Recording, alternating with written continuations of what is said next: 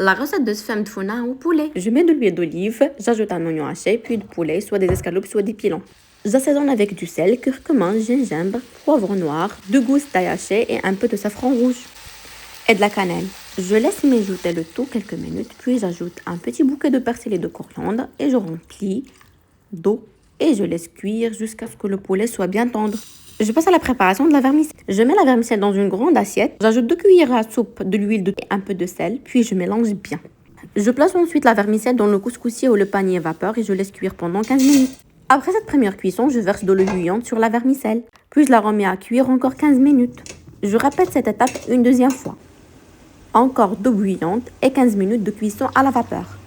Je verse la vermicelle dans un grand plat, j'ajoute une cuillère de beurre et un peu de lait. Normalement, on utilise de lait poudre, mais quand j'en avais pas, j'ai mis du lait liquide. Vous pouvez aussi ajouter des raisins secs à cette étape. Je remets ensuite la vermicelle à cuire à la vapeur pour une dernière fois, environ 10 minutes. Je coupe le poulet que j'ai gratiné au four avec du beurre.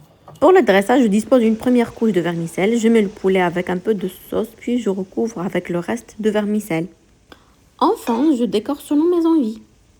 Ici, j'ai décoré avec des œufs durs, des noix de piquant, de la cannelle et du sucre glace. Un ingrédient essentiel pour savourer la sefam tfouna. Bye.